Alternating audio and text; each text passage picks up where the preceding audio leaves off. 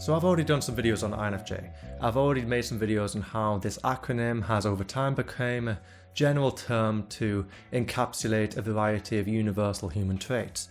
Anyone feeling like they're sensitive, anyone feeling susceptible to the narcissistic and sociopathic manipulations of other people, anyone feeling like they're misunderstood, again it'd be identifying with this INFJ description. And so it's fairly easy to mistype yourself as an INFJ, it's fairly easy to even make a video pretending to be an INFJ and then get loads of people commenting saying, oh, I resonate so much with this because I'm an INFJ.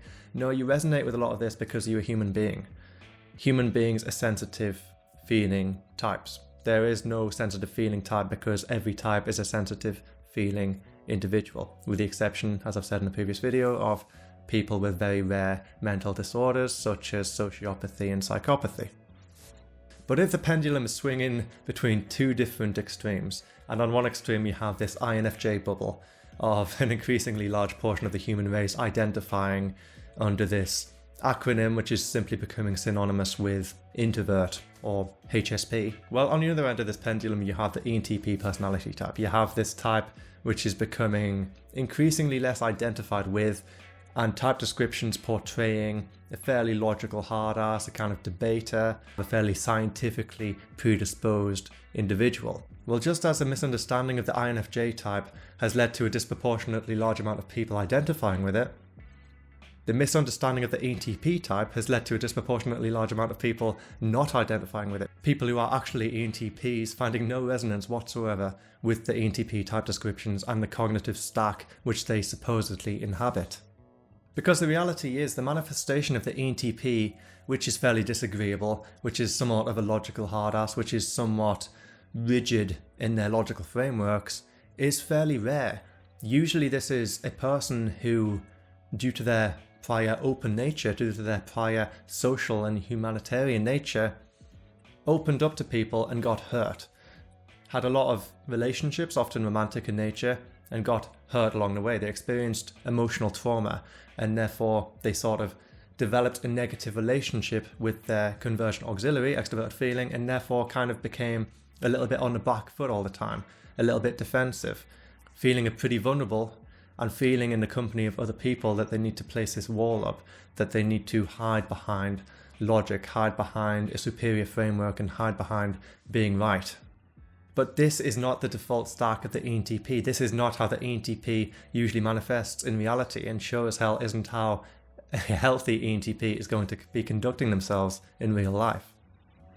The ENTP in reality is an enormously empathetic personality type. It's a type which engages constantly with the extroverted, intuitive, extroverted feeling landscape. This is the type who gazes plethorically at the vast intuitive landscape in their external world and absorbs the emotions of other people, monitors the emotions of the outside world, and actually takes responsibility for the emotions of other people. This is one of the few types who actually does this. This is one of the few types who views an emotional state of another person and views it as their responsibility to monitor and maintain. This is a type who's constantly predicting social outcomes, constantly monitoring the social situation, and constantly trying to manipulate it in a positive way often in order to enhance the social experience of both themselves and the people who are in the social situation with them. In terms of cognitive stack dynamics, the ENTP takes in social information from the world around them, and they construct a social framework using their introverted sensing specificity within their divergent stack. They have an introvert thinking authority, and this compels them to act in a frameworked manner. This compels them to be logical, and it makes them very stressed if someone else is not being logical in their eyes, but they still engage primarily with the outside world in a social manner, in a manner that seeks social harmony. Oftentimes an ENTP, when they're growing up, during, ages of 1 to, let's say, 14, they'll generally be quite quiet, they'll be quite introverted. They're going to be taking in a lot of social information, feeling very strongly the social harmony of the world around them, and then gradually over time assimilating this social information in an introvert thinking, introvert sensing landscape. Over time, this type will develop a framework for socializing. They'll take in social information, they'll reflect upon it, and then they will expunge their framework, and depending on the reactions that they get and depending on predictions that they make, they will then, in their own time, when they're recharging or what have you, reflect on those frameworks.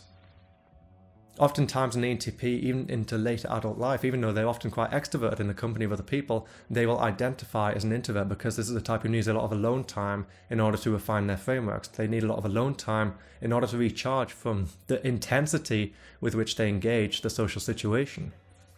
So it's little wonder that a lot of ENTPs are identifying with the INFJ stereotype because they're an intuitive feeling type. They're a type who feels the emotions of the outside world, engages and understands them on an intuitive level, and reflects upon them using introverted thinking. I mean, this sounds like a lot of typical INFJ type descriptions, doesn't it? Well, the difference between the two is the ENTP is predisposed to take responsibility for the social situation, whereas the INFJ is predisposed to evade social disharmony. These are two very different concepts because whereas the INFJ's extroverted feeling is divergent, the extroverted feeling of the ENTP is convergent. Therefore, the ENTP actively engages with the intuitive social landscape, whereas the INFJ observes and strays away from disharmony within the extroverted feeling, extroverted sensing landscape.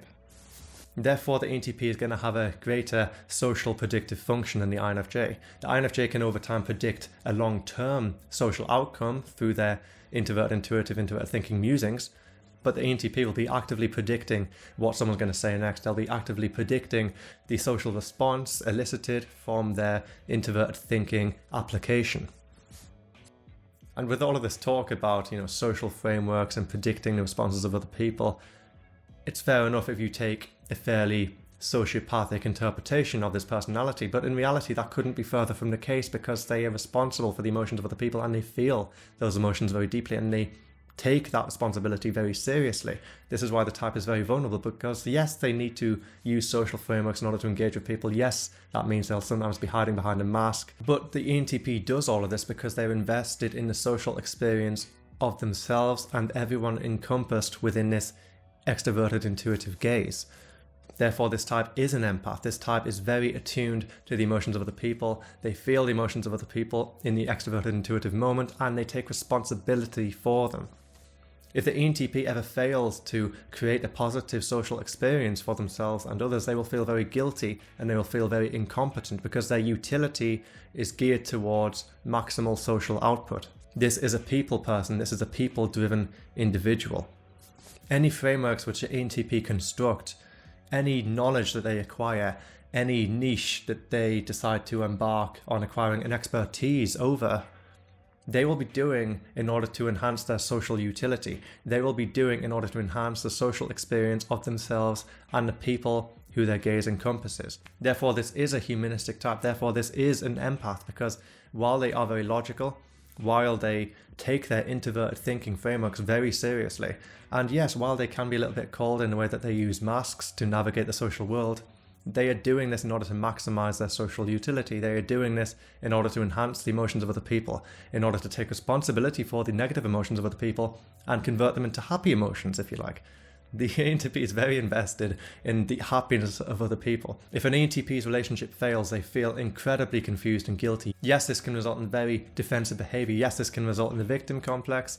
Yes, this can result in the ENTP not being able to handle their own vulnerability, not being able to handle their own guilt, and as such developing a narcissistic personality disorder, as is often the case in these situations. But this is just because they're human beings, and this exemplifies how much they prioritize the feelings of another person, how much they prioritize making a social exchange work to mutual benefit.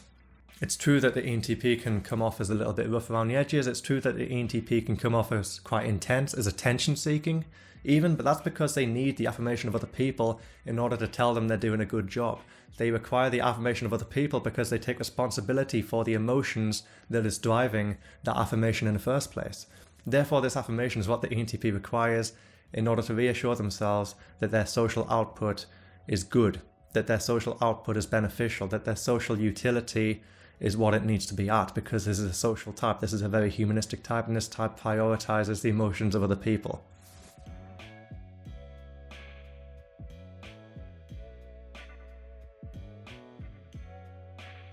Just as with any type, the ENTP has a capacity for self-delusion and over-identifying with their divergent auxiliary function. A lot of INFJs will identify as extroverted feeling convergent types, as people who are charismatic, as people who are actively affecting the social situation, as people who are incredibly empathic and not theoretical in the slightest bit, because they're over-identifying with their authority function, which is a very easy thing to do. And conversely, the ENTP can do exactly the same thing with their introverted thinking. They can be social butterflies, they can be incredibly responsible for the emotions of other people, but behind the scenes they'll be telling themselves, oh, I'm a logical hard ass, oh, I'm super logical, oh, I think there's a side of me which is psychopathic, yeah. And often in these cases it's because the type is acutely aware and extremely insecure about their vulnerabilities, just as the INFJ in the former example would be insecure about their more intellectual nature. They sort of don't want to take responsibility for their theoretical frameworks, just as the ENTP would resent themselves naturally taking responsibility for the feelings of other people. So yes, it's perfectly common for an ENTP to be giving a false type description, for an ENTP to be giving a false impression of what it's like to be them because they're in denial of their social nature. But in reality, as soon as they're in a company of other people, or even if they're in front of a camera acting out for YouTube or whatever, you can just see how invested they are in the emotional output that they're giving off, in the experience, the social experience of the viewer. And this is why the ENTP often excels in this YouTube environment, because as soon as they're in front of the camera, they're just doing the whole social framework thing that they've been accumulating throughout their entire life, that they've been refining throughout the years of their life. So the ENTP YouTuber, they sit down in front of the camera and then they employ their TI-SI frameworks to fire components. Their components come into their mind and they fire them off while instantly gauging the responses of the audience. They're constantly monitoring themselves in a very FE kind of way while having the dominant NE spontaneity. They're very charismatic. They just have all this energy. They're just coming off, bam, bam, bam. They're probably making jokes. I mean, ENTPs, in my experience, are the most witty naturally out of any of the 16 types, because they're firing off these little components, these little bite-sized chunks of this introverted thinking, introverted sensing, internal landscape, while all the while having this kind of relational, extroverted, intuitive, extroverted feeling response to it, all the while sort of gauging and simultaneously placing themselves in their audience's position. This is a very empathetic type after all, therefore this is a type which is probably the most naturally acclimatized to this kind of digitalized social environment. So there are in fact two ways in which the ENTP can be empathetic, one of which I've just been covering in the minutes so far into this video. It's where the ENTP takes in social information from the world around them and they employ their precogitations within their introverted thinking framework in order to fire off components into the social atmosphere, gauge the response of people, and then adjust what components they're going to be firing off and gradually acclimatize to the relationship. Therefore, the ENTP will be acting slightly different around everyone, depending what components they can use in any one given social context, but generally they'll still be employing the same social framework, they'll just be showing a different side of it. So yes, they will have different masks, but generally those masks will still be fairly congruent to the overall social identity they have constructed. And in some ways it makes the ENTP a bit of a walking contradiction, because they're so emotional, they're so vulnerable, and they're so attached to other people, they're so invested in forming a positive social experience with the person they're speaking to or the group that they're representing, etc. And yet simultaneously the ENTP is incredibly private. Don't forget that the emotions of the ENTP are convergent and therefore they have a more private nature because they are under possession, they're not coming out, they're under control. The ENTP is very conscious about the social harmony of any given situation, and therefore they don't really want to be bringing in their insecurities, they don't want to be giving people their problems, they don't really want to be sharing what they're going through with other people because they're invested in the other person's experience. This is a very empathic trait. The fact that the ENTP is private, the fact that they are somewhat robotic sometimes, and the fact that they employ masks in order to interact with different people does not mean this type is sociopathic in any way, shape or form, because the reason they do these things in the first place is because they don't want to ruin the other person's social experience. It's because they are incredibly invested in the other person's social experience. But people can misinterpret this. They can see the ENTP not being entirely authentic, they can see the ENTP being a little bit robotic, and they can be resentful of the fact that the ENTP isn't sharing their vulnerabilities with the other person. And therefore they can form a bad impression of the ENTP. They can jump to conclusions. They can jump to conclusions that because the ENTP isn't showing their vulnerabilities, that they feel they're better than the other person. They can jump to the conclusion that because the ENTP isn't really showing their true selves, that they lack integrity, that they're not authentic, that they're attention seeking, that they're superficial, when in reality this isn't the case at all. The ENTP has an alarming amount of integrity, it's just they're very vulnerable and they're very private and they don't want to ruin the social experience of the other person. So the ENTP isn't this like hardcore scientific type. The ENTP isn't this sociopath with a barely activated tertiary extraverted feeling function, but rather they're a very humanistic type who will only ever manifest anything close to a sociopathic persona when they've been hurt, when they've went through life trauma, and when their innately social nature has led them to accrue various wounds along the way. So the second manifestation of empathy in the ENTP is a little bit rarer. This is because the type is usually so engaged with things outside of themselves that they tend not to develop a particularly conscious introverted intuition. This is because the type is so often engaged with the external social world that they tend not to develop an introverted intuitive consciousness. And as such, they don't develop an internal lens with which to gaze into their introverted feeling. As such, you often have a type who's fairly out of touch with who they are. A type who oversimplifies the formula for happiness because they don't really want to pay attention to how things are affecting them. They usually pay a lot of attention to how things are affecting other people, but at the price of an awareness of who they are, an awareness of how things are affecting them on an emotional level. And this is another reason why the ENTP can be predisposed to accumulate more wounds than the average human being.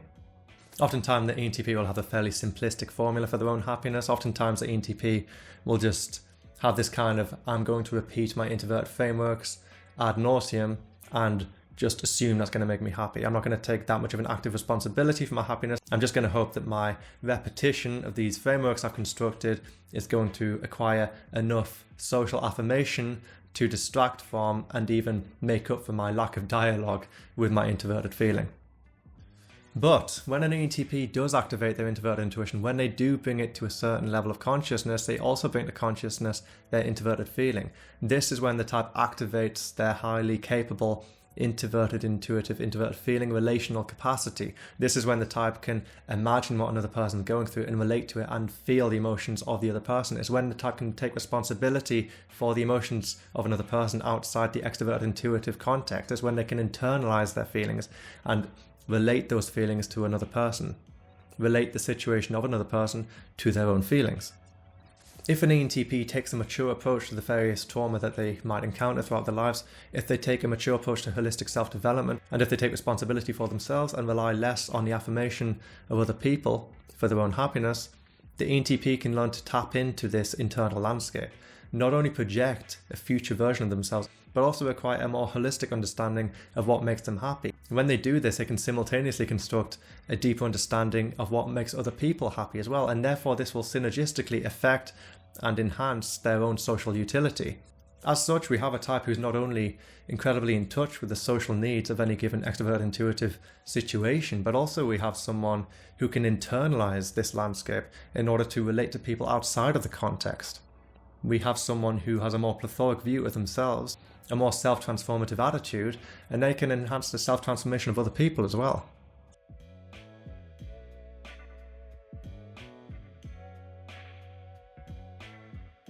So let's revisit this pendulum analogy that we introduced at the start of the video. So on one side we have the INFJ, and then on the other, far lonelier side, we have the ENTP. So the INFJ takes in social information and tries to rationalize it. They are conflict evasive. They generally seek to understand how humanity works on a deeper level. They are very philanthropic. They are very spiritually inclined. They seek to form a holistic understanding of life and the way it moves. They are sages. They are shamans, if you like. They are people who take in social information and then, to help other people, they expunge that social information after they themselves have come to terms with it. The INFJ isn't the type who employs a social framework and often isn't a type who takes that much of an active responsibility for the needs of the other person in the social moment. Generally, the INFJ would prefer to take in the social information, reflect on it, and then give the person an answer to help them.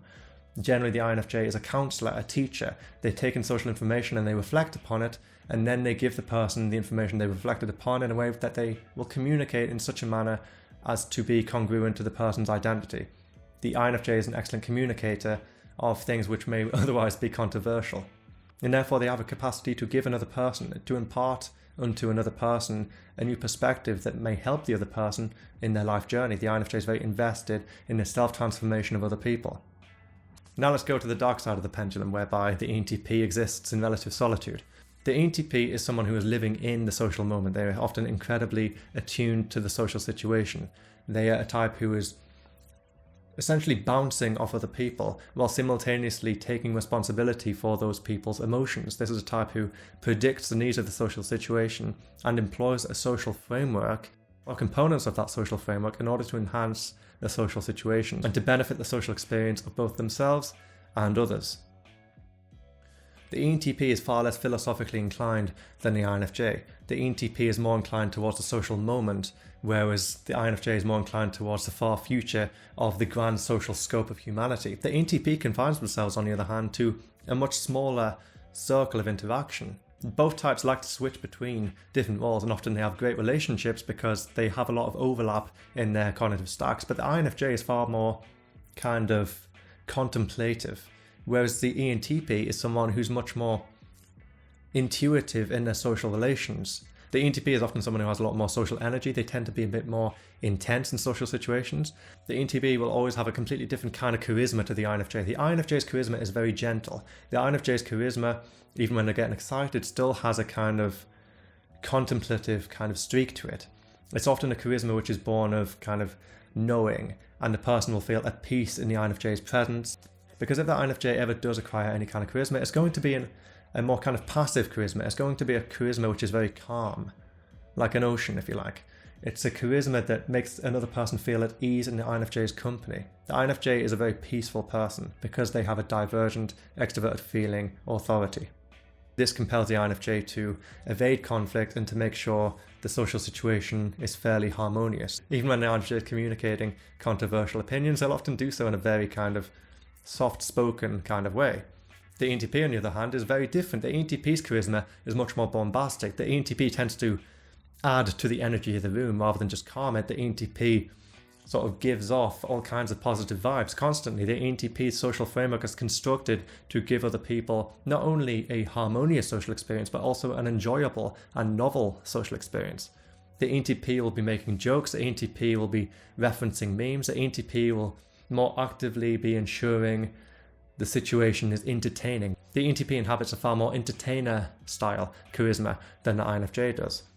The ENTP is often a little easier to relate to on a basic level as well because they've employed a social framework that makes them accessible to people. Oftentimes, because of the extrovert intuitive nature of it, the framework's a little bit superficial, it's a little bit surface layer, but it's a surface layer, it's a membrane that everyone can relate to. And while I am talking in binary extremes and no type will ever be the same and there will always be some kind of overlap between any two types, generally speaking, the INFJ's charisma, if they even have it in the first place, is going to be very calm, it's going to be very tranquil. While the charisma of the ENTP is going to be more energetic, they're going to be more spontaneous, and even if they're a fairly calm person naturally, if they're in a novel social situation, if they're talking to someone new, they're going to have a much higher energy level. And obviously this is relative to levels of confidence, so therefore a confident INFJ is still going to be more bombastic than a non-confident ENTP. So that means there are factors outside of personality type that make for difficulties in typing someone based upon the social behaviors they exhibit, because a lot of social behavior is relative to factors outside of cognitive type.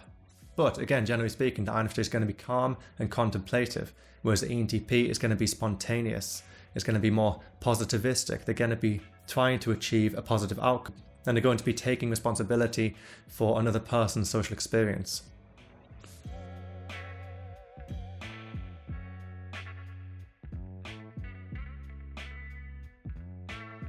If we were going to take a relationship analogy, the INFJ in a relationship is going to be very harmonious. They're not going to be treading on anyone's toes. They're going to need a lot of alone time, but generally they're going to be checking up to make sure the alone time is okay with the other person. The INFJ in a relationship is going to be an incredibly good listener.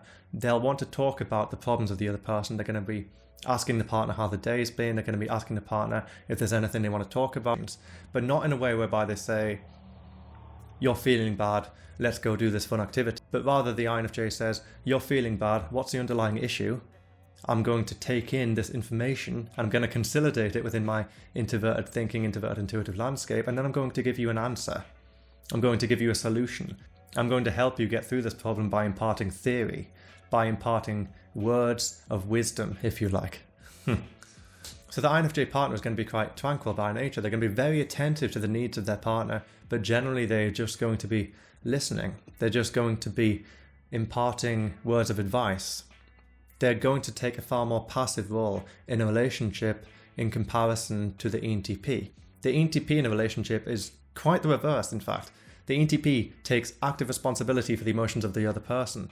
They will listen if they have to, but they tend not to have that much patience by comparison, and they tend not to reflect upon social information in the same kind of holistic manner as the INFJ, because don't forget, the lens to which their introvert thinking codec is attached is introverted sensing. Therefore, they have a much more specific and less holistic overview of objective information.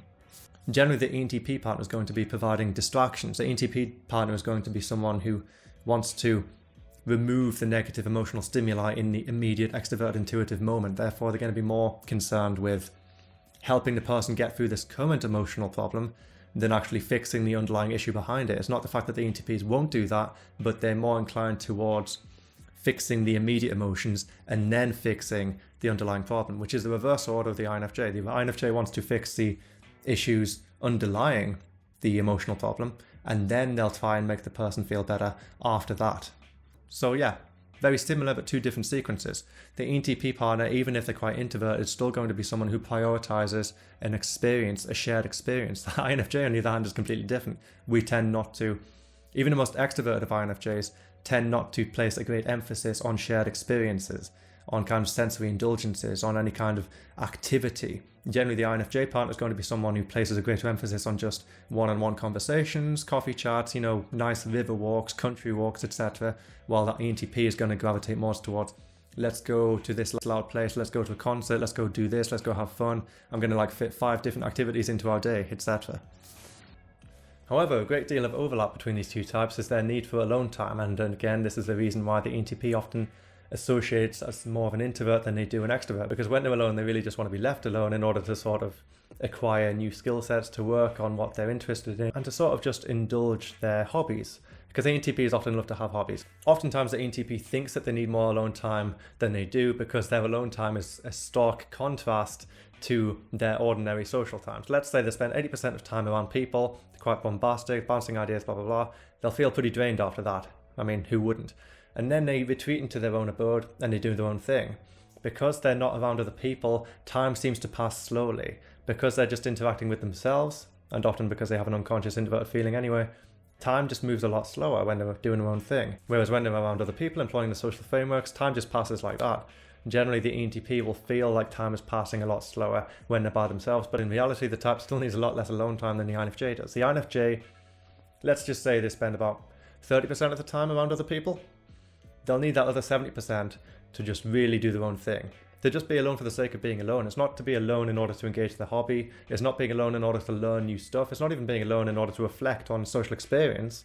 They're just alone. Often an INFJ will often feel most at peace when they're by themselves. They'll feel most in touch with who they are. They'll feel life is at its truest nature when they are solitary. Half the time when the INFJ is alone, they won't even be doing anything. They'll just be, I don't know, just doing generic human activities. They'll be eating, they'll be drinking, they'll be just watching a movie, they'll be playing a game. I mean, INFJs and ENTPs both love video games, but the video games of the INTP tend to be more philosophical, while the ENTPs are more action-based, but that's a complete tangent. I mean, maybe I'll make a video on that one day, who knows? Anyway.